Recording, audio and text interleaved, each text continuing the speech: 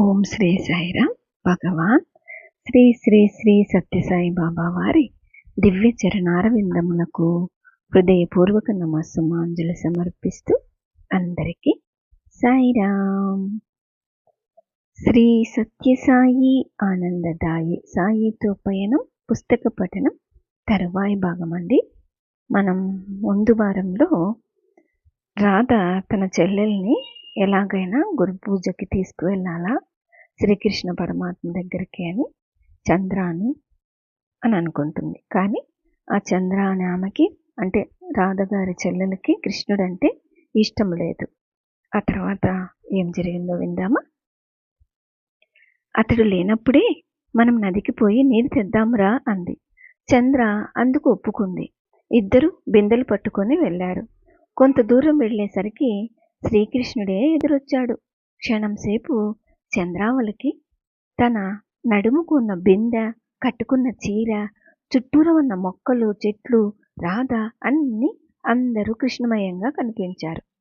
పట్టరానంత కోపంతో శ్రీకృష్ణుని చెంప చెడేల్మనిపించింది చంద్రావళి. చెంప మీద 3 వేళ్ల గుర్తులు పడ్డాయి. అది చూసి రాధ చాలా దుఃఖపడింది. వెనుదిరిగి చంద్రావళిని తిట్టడం ప్రారంభించింది.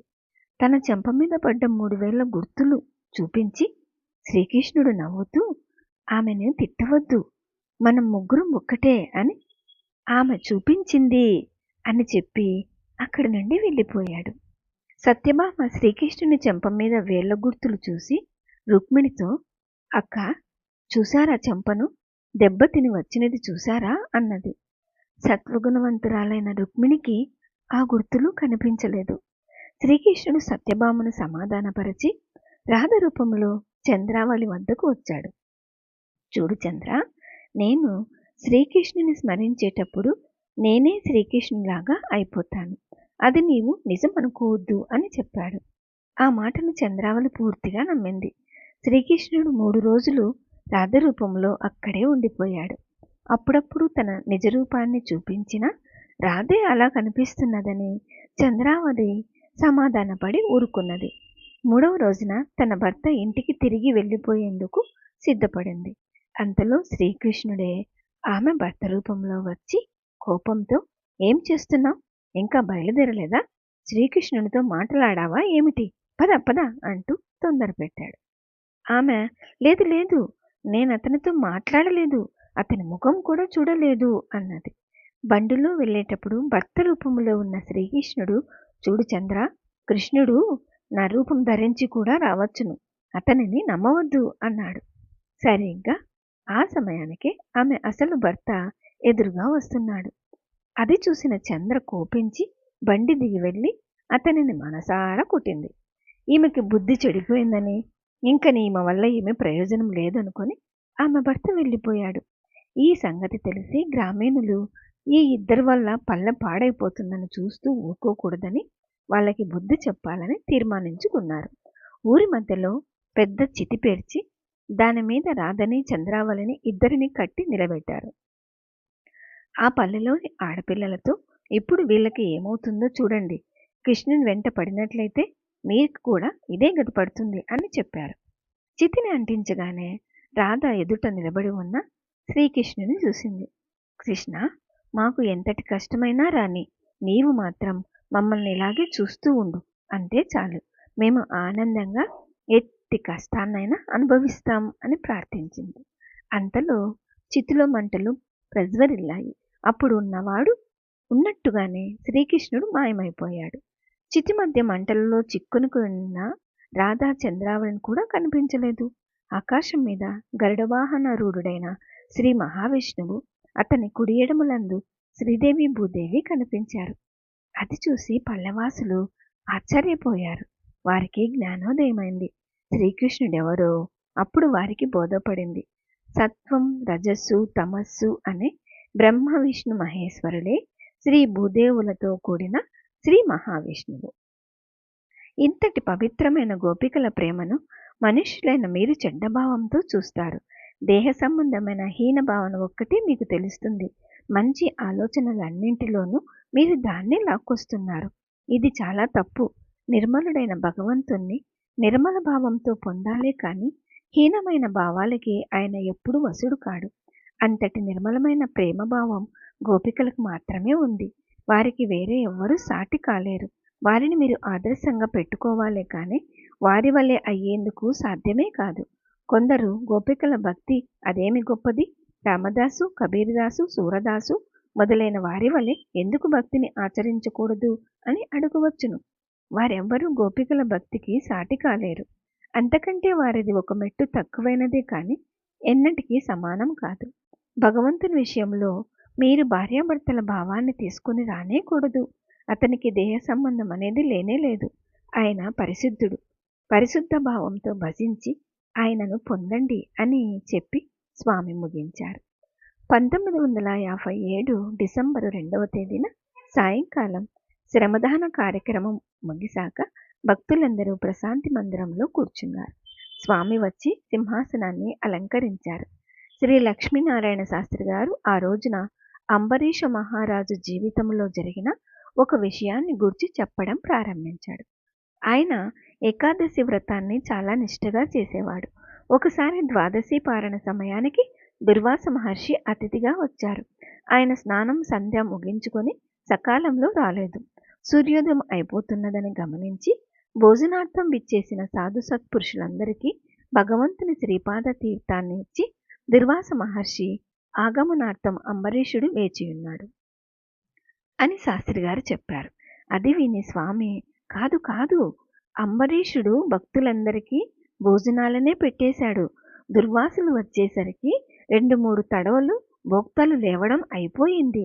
ఆయన వచ్చి భోజనం చేస్తూ ఉండిన వారిని చూసి మిక్కుటమైన కోపంతో వాళ్ళు తింటూ ఉండిన అన్నమంతా పురుగులైపోవాలని శపించాడు.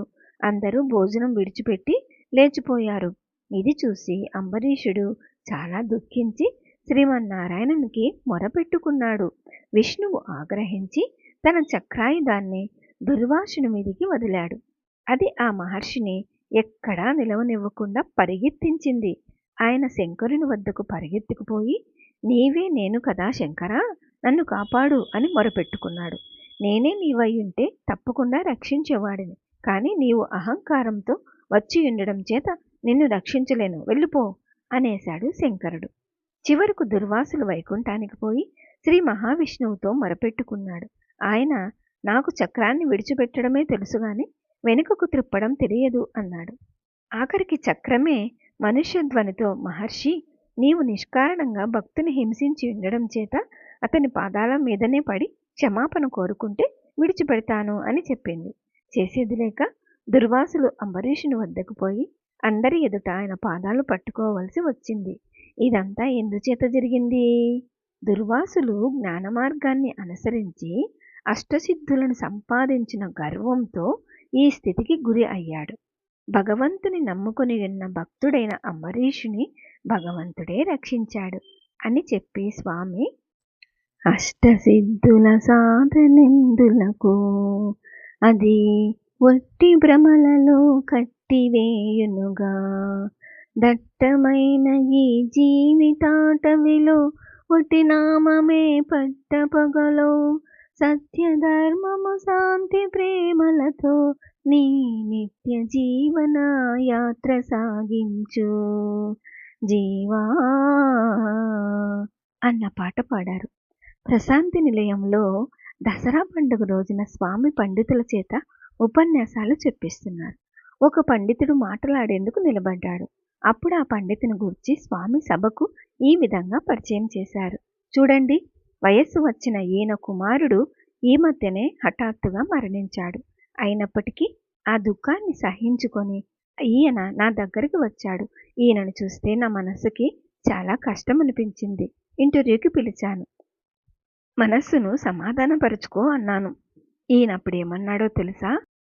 స్వామి, నా కుమారుడు వెనుకలేడు, ముందు ఉండడు. నీ ఒక్కడువు ఎల్లప్పుడూ నాతో ఉంటే చాలు అన్నాడు. నిజమైన వారాగ్యం అంటే ఇది. ఒకసారి మంగళూరు నుండి పుట్టపర్తికి కొందరు భక్తులు వచ్చారు. వారి స్వామితో, స్వామి, కృష్ణప్ప గారికి మంత్రాలు చెప్పడం రాదు, తప్పుగా చెప్తారు. మా దగ్గర స్పష్టంగా మంత్రాలు చెప్పి పూజ చేయగలవారున్నారు. తమరు అనుజ్ఞ ఇస్తే వారిని పిలుచుకుని వస్తాం అని మనవి చేశారు. అది విని స్వామి, ఏమన్నావు? మంత్రమా? మంత్రం ఎవరు? నేనే మంత్రం. ఇంక వేరే వేరే మంత్రాలెందుకు? అతడు ఎంతో భక్తితో నన్ను అంటిపెట్టుకునే ఉన్నాడు. అతనిని విడిచిపెట్టాలా? అతడు తప్పుగా చెప్పినా పర్వాలేదు.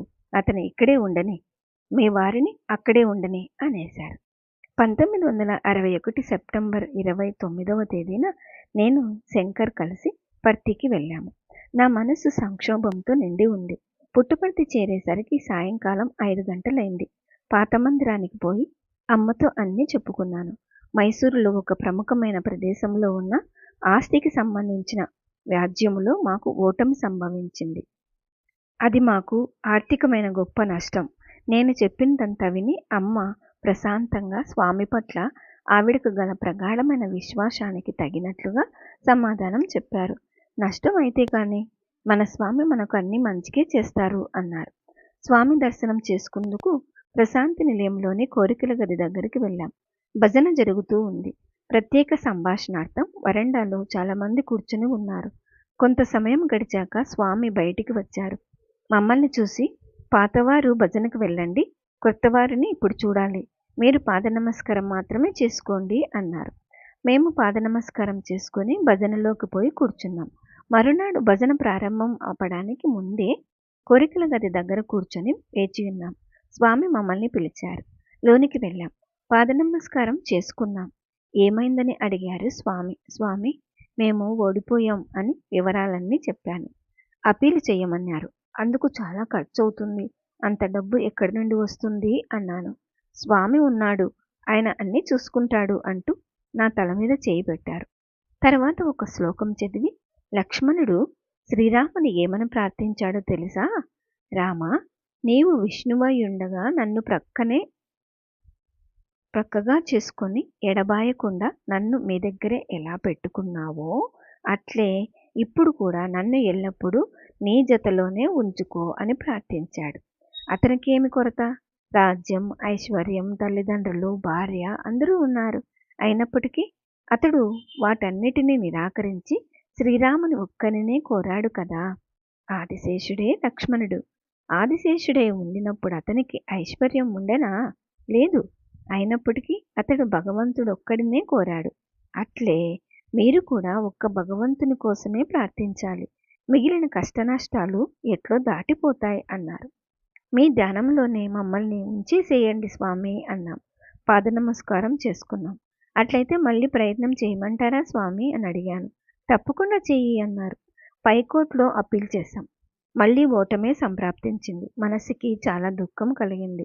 మళ్ళీ పుట్టపర్తికి పరిగెత్తాం. మరునాడు సోమవారం ఉదయం కోరికల గది ముందుకు పోయి కూర్చున్నాం. కొందరిని పిలవడం అయ్యాక మమ్మల్ని పిలిచారు.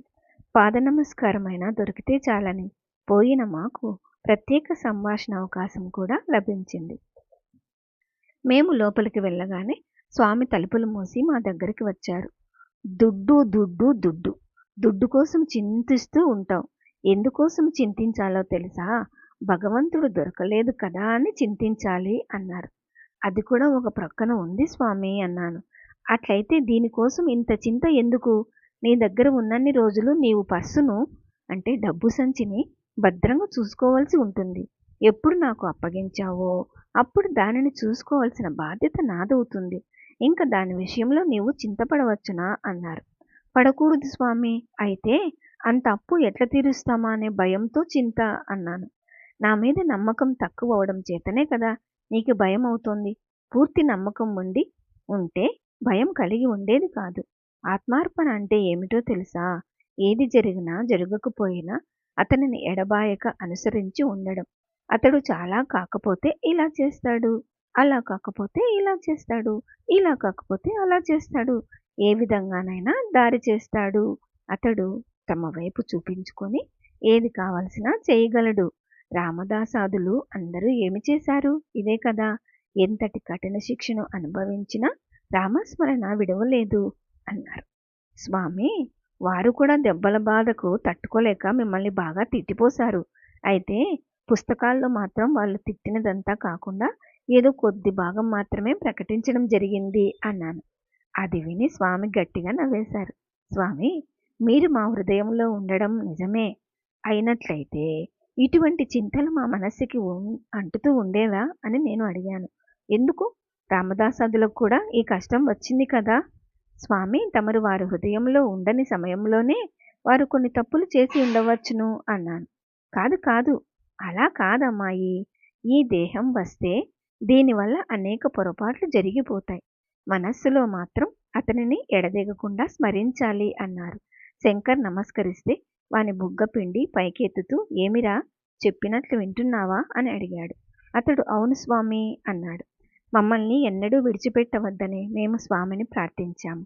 తమ వరదహస్తాన్ని మా చేతిలో పెట్టి ఎన్నడూ విడవను, ఎన్నడూ విడవను అని మాట ఇచ్చారు. ఓం శ్రీ సాయిరామ్. తర్వాయి భాగం వచ్చే వారం విందామండి. జై బోలో భగవాన్ శ్రీ సత్య సాయి బాబాజీ की జై. సమస్త లోకాః సుఖినో భవంతు. ఓం శాంతి శాంతి శాంతి. అందరికీ సాయిరామ్.